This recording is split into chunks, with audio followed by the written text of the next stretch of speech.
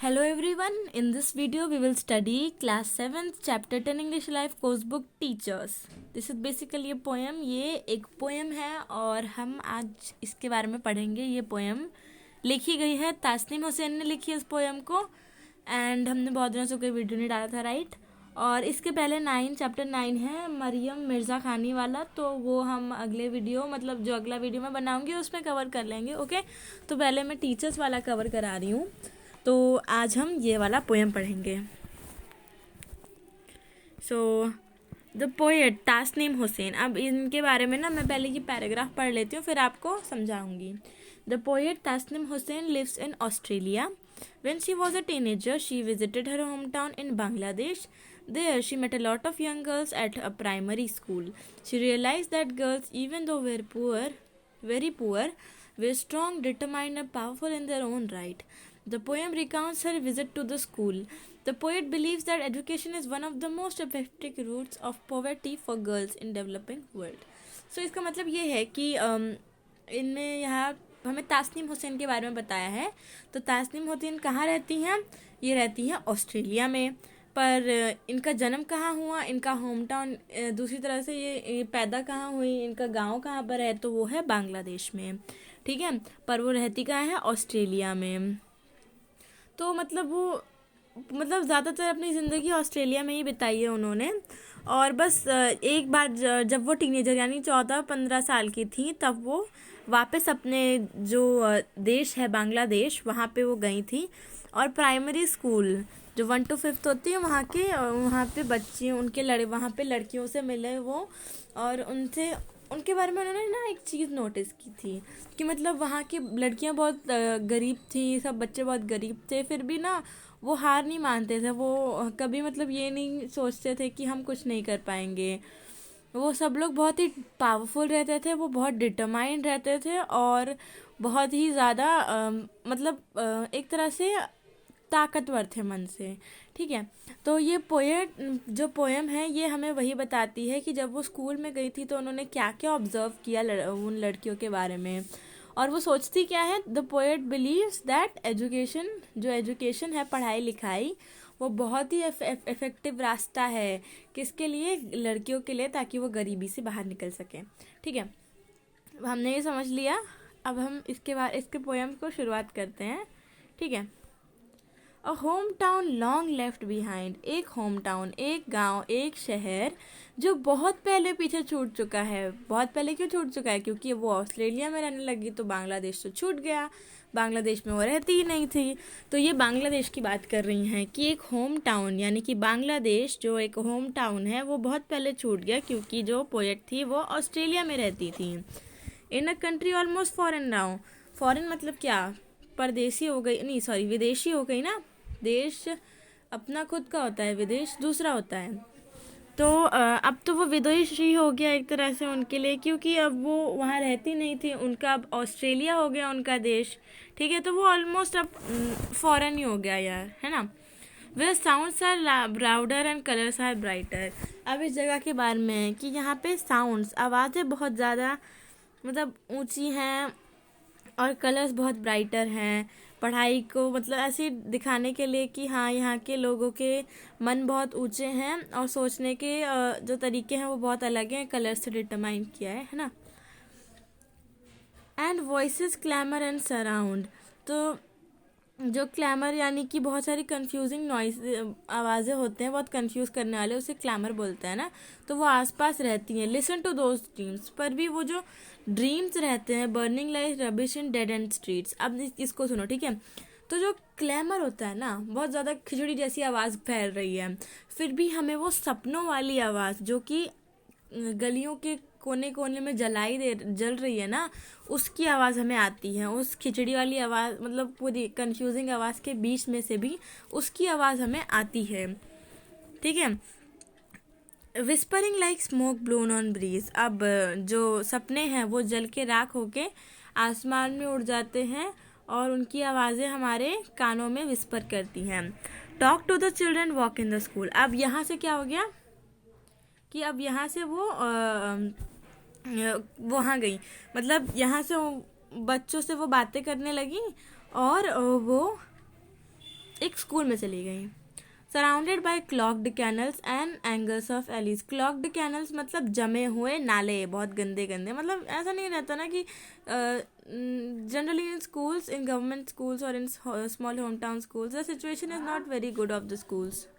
And yes, Alice, Alice मतलब क्या होता है? एलिस मीन्स बहुत पतले पतली गलियाँ एक तरह से, ठीक है। The girls with a little money मतलब बहुत थोड़े से पैसे के साथ जो लड़कियां होती हैं वो और भी लिटिल आगे की सोचने लगती हैं उन पैसों से ही, मतलब भले ही उनके पास कम पैसे हैं फिर भी वो बड़ी सोच रखती हैं। और get to dream a little bigger, और बड़ा सोचती हैं वो। Doctor dentist may be a lawyer मतलब वो डॉक्टर, कोई डॉक्टर बनना चाहता है उनमें से, कोई डेंटिस्ट बनना चाहता है, कोई लॉयर बनना चाहता है ना। द अदर्स, अब देखो उनके, अभी हमने यहाँ पे क्या पढ़ा? यहाँ पे हमने पढ़ा कि जिन लड़कियों के पास थोड़े से पैसे होते हैं वो कैसे रहती हैं। अब यहाँ हम पढ़ेंगे कि जिनके पास बिल्कुल पैसे नहीं होते वो क्या करते हैं। So the others, the ones who cannot afford uniform but at least they still make it to school through the struggles and shame. अब दूसरों की बातें कर रहे हैं जिनके पास पैसे नहीं हैं, उनके पास पैसे नहीं है तो जाहिर सी बात है यूनिफॉर्म भी नहीं होगी। ओके, यूनिफॉर्म नहीं होगी पर फिर भी वो स्कूल जाते हैं। क्यों जाते हैं? क्योंकि उन्हें पढ़ना रहता है ना। तो स्कूल जाते हैं फिर भी उनको यूनिफॉर्म नहीं होती तो सब उन्हें, हो सकता है कोई चिढ़ाता हो या उन्हें अच्छा ना फील होता हो कि यूनिफॉर्म ना मिलता हो उन्हें, है ना। तो वो बहुत स्ट्रगल करते हैं, बहुत शेम मतलब उन्हें शेम वाली फीलिंग आती है, बहुत शेम होता है उन्हें। Teetering on the good track मतलब भले ही वो बहुत संघर्ष कर रहे हो पर फिर भी वो सही रास्ते पे जा रहे हैं। टेटरिंग मतलब जा रहे हैं या खड़े हैं। The daughters of milk wallahs, rickshaw wallahs and the man who hawks pot on his back, all the girls wanted to be, every last one, teachers teachers. Okay, तो इसमें क्या है ना, जो दूध बेचने वालों की या रिक्शा वालों की जो बेटियां होती हैं ना, या फिर जो आदमी अपने मटके लेके बेचता है ना, अपने ऐसे कंधों पे मटके रख के बेचता है, उन सब की बेटियों को ना क्या बनना है, उन सब की लड़कियों को क्या बनना है?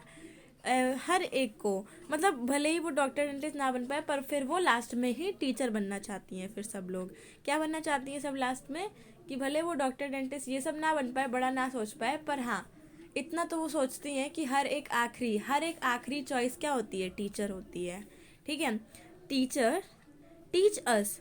अब मतलब अगर आप मतलब आप डेंटिस्ट बनो, है ना, डेंटिस्ट बनो, लॉयर बनो, इंजीनियर बनो, नहीं बन सकते डोंट वरी, टीचर बनो, टीचर भी नहीं बन सकते तो देन टीचर्स। फिर हमें, आप टीचर भी नहीं बन सकते तो हमें बस इतना टीच करो, हमें बस इतना पढ़ाओ कि what it means to thrive and work in home.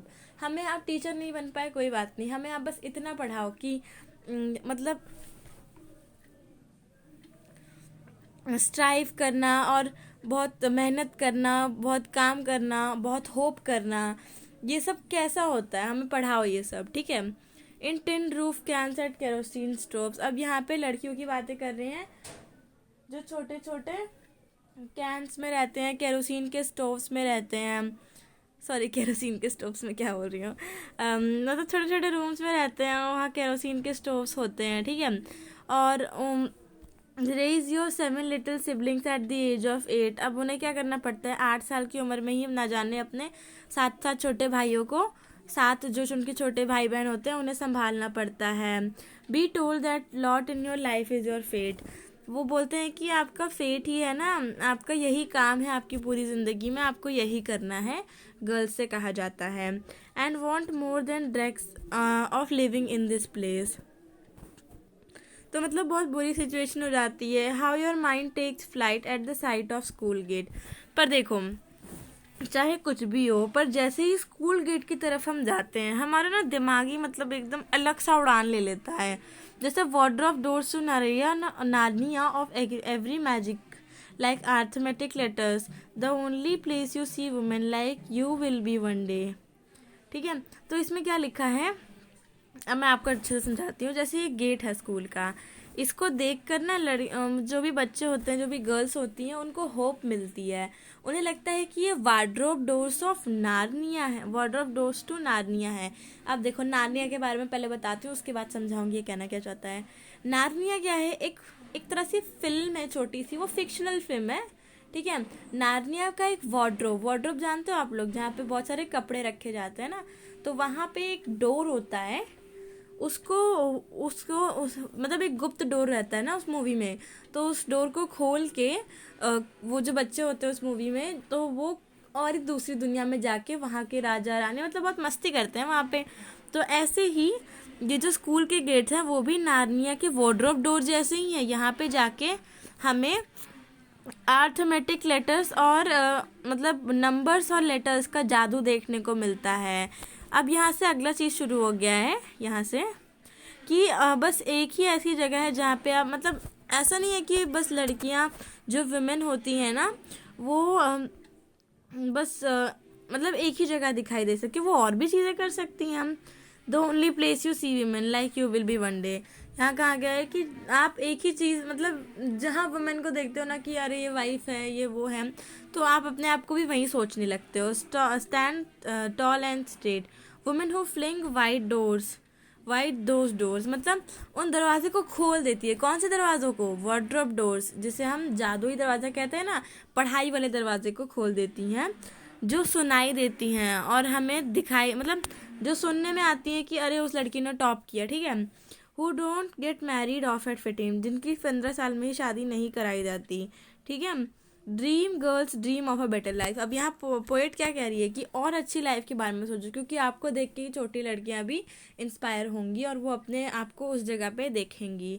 A wife is not only the thing you can be, go be the leader, go be the keeper, the dream driver and seeker, go be the teachers, go be teachers. Okay, तो जाओ आप leader बनो, आप keeper बनो, ठीक है, और सीकर बनो जो बहुत मतलब समवन हु सर्चेस, ठीक है।